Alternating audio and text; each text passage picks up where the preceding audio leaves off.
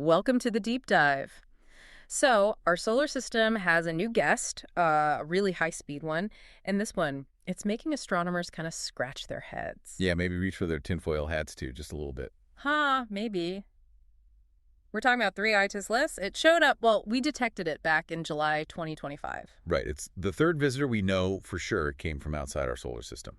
And it is moving incredibly fast. Like, how fast are we talking? At its peak, it's clocked at something like 152,000 miles per hour, just tearing through space. Wow, okay, so it's definitely not from around here. That hyperbolic trajectory confirms it, right? Absolutely. It's the ultimate cosmic tourist, kicked out of some other star system ages ago. Huh. But here's the core of this deep dive, the real tension. Uh-huh. Unlike the first two we found, Umuoa and Borisov, this one, Three-Eyed Atlas, is stirring up way more controversy. It's spilling out beyond just academic papers. Yeah, I've seen the headlines. So our mission today is basically to figure out why. Why are most scientists saying, look, it's just a weird comet? Right, a natural but very unusual comet. Yeah. Well, you've got this other pretty loud voice suggesting, hold on, maybe it's not natural at all. Exactly. That we need to seriously consider if we're looking at, well, alien technology. Okay, let's dig into that. What's the behavior that makes the simple comet explanation feel shaky? Well, first off, just the scale and speed are impressive. Yeah. The nucleus, the solid bit, could be anywhere from like 1,400 feet across to maybe 3.5 miles. That's pretty big. It is, and it's blisteringly fast. But the first really baffling thing was its brightness. Ah, yes, the brightness enigma. Because comets usually get brighter smoothly, right, as they warm up near the sun. Typically, yeah. A nice predictable curve. But Yeah. the three-eye toll, nope, it just jumped. Jumped how much? It went from being incredibly faint, like 18th magnitude, you need serious telescopes for that, Right. to a much brighter 12th magnitude. Now, magnitude is logarithmic, so that's 6 magnitude leap. It means the object got roughly 250 times brighter. Whoa, overnight. Practically overnight, yeah. It wasn't gradual. It was like a sudden flare-up and outburst. It just didn't fit the standard models for how comets heat up. Okay, weird brightness. Check. But then it also changed color. It did. It went from looking sort of reddish, which is common for distant objects, to this really distinct bright green glow as it got closer. Green usually means decarbon, right? C2, that's the Stanley comet thing. That's the textbook answer, yeah. C2 molecules get hit by sunlight, they fluoresce green. So everyone pointed the James Webb Space Telescope at it, expecting to see loads of C2. And dig. Ironically, no, almost none. And that's where it gets really weird. So wait, it's glowing green, but the chemical that's supposed to make comets green Yeah, isn't there. pretty much absent. Instead, the JWST found unusual amounts of other stuff. Carbon dioxide, okay, maybe expected in high amounts for an interstellar object, Yeah. but also nickel and cyanogen. And those don't glow green like that. Not in a way that explains this bright green fluorescence, no. Mm-mm. So we're looking at some unknown chemical process, or maybe materials we just haven't seen behave this way before. Something totally new from interstellar space. Okay. Chemical mystery. What else? Well, adding to that, some early observations suggested the light wasn't just coming from the fuzzy cloud around it, the coma. It seemed like a light might be coming directly from the surface itself, which is odd for a comet, where the glow is usually the gas cloud. Okay. And then there was this strange anti-tail effect.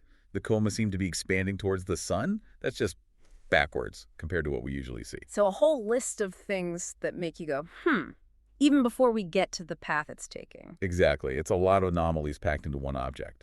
All right, let's shift gears. If we look past the chemistry, the physics, let's talk about its path, the geometry.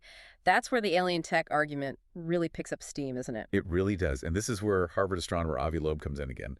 He made similar claims about Oumuamua, remember? I do. Very controversial then, too. What's his argument this time for 3i Atlas being potentially a piece of tech, like a spacecraft or even a mothership?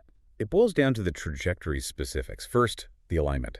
Its orbit is almost perfectly flat, almost exactly parallel to the plane of our solar system, the ecliptic. The ecliptic, that's like the main highway all the planets travel on, more or less. Precisely. So Loeb asks, why would a random rock flung out of another star system completely by chance just happen to arrive perfectly aligned with our planetary highway? He argues the precision is just too much of a coincidence. It feels deliberate. Okay, that is interesting. What else about the path? The destinations. Look where it's going. It's making a close pass by Mars, like really soon, October 3rd. Mars flyby. Okay. And then later, it swings by Venus, and next year, Jupiter. The implication or suspicion is that these aren't random near misses, if it were technology. It could be dropping off probes, little observation gadgets near interesting planets. That's the speculation, yeah, using the flybys as opportunities. But the absolute kicker, the part that really fuels the fire, is what happens when it gets closest to the sun. Perihelion, right. Late October. Yep. Around October 21st, it does something called a superior conjunction. Right. From our viewpoint here on Earth, it positions itself exactly behind the sun. Huh. Hiding behind the sun. I mean, couldn't that just be orbital mechanics, the natural path it takes? It could be. But Loeb and others interpret it differently. They see it as potentially a deliberate move. Deliberate how? Using the sun's immense glare as a shield. A perfect way to hide from Earth's telescopes while you, maybe, refuel using solar energy or make maneuvers or release those probes you mentioned. Exactly. Use the sun as cover for activities you don't want observed. It's a compelling, if speculative, idea. And just to add another layer, wasn't there something about where it came from? Oh, yeah. Just to fan the flames, it's approaching us from the general direction of the Sagittarius constellation. Sagittarius. Why does that ring a bell? That's the same patch of sky where the famous WOW signal came from back in the 70s. That really powerful, unexplained radio signal. Wow. Okay, that definitely adds some dramatic flair, doesn't it? Connecting those dots. It certainly does. And Loeb even wrote a paper, sort of a thought experiment, a pedagogical exercise, he called it, where he explored the dark forest hypothesis, the idea that advanced civilizations might hide because space is dangerous, you don't know who's out there. Okay, that's a sci-fi staple, but he took it further. He actually suggested that if this thing were confirmed as technology, we might need to consider, well, defensive measures. Whoa, hold on. Defensive measures. That's a massive leap from weird comet to potential threat. It's a sensational jump, absolutely. But his framing is more like a challenge. Don't just dismiss the weirdness. Keep an open mind, be curious, and actively look for the evidence that rules out the extraordinary explanation before you settle on the ordinary one. Right. Which brings us back to the mainstream view. Most scientists, NASA, they're sticking with Comet, right? Despite all these anomalies. Overwhelmingly, yes. The official NASA stance is basically, it looks like a comet, it acts like a comet, mostly. They see the alien tech claims as, well, nonsense on stilts, as one scientist put it. Insulting, even, to the hard work being done. Okay, so how do they explain the stuff that doesn't look like a normal comet? That sudden brightening, for instance, the 250 times jump. Their explanation hinges on it being an interstellar comet. Because it's likely been drifting in deep space for maybe billions of years, it probably holds on to way more volatile stuff, easily evaporated materials. Like that carbon dioxide the JWST saw. Exactly. Way more CO2 ice than our homegrown comets might have. So as it gets close to the sun and heats up fast, that CO2 turns to gas, explosively outgassing. And that causes the flare-up. It puts huge stress on the comet's structure, leading to these violent outbursts, maybe even causing chunks to break off fragmentation. We saw something similar, though not identical, with Comet Shoemaker-Levy 9 before it hit Jupiter. Okay, so the idea is it's not alien engines, it's just supercharged outgassing from ancient volatile ices. That's the leading natural explanation for the brightness, and maybe even some of the weird glow aspects. Our models for interstellar comets are just, incomplete because we've seen so few. And we've sort of been here before, haven't we? With Oumuamua? That one was weird too. Cigar-shaped. Sped up unexpectedly. That's the crucial precedent, yeah.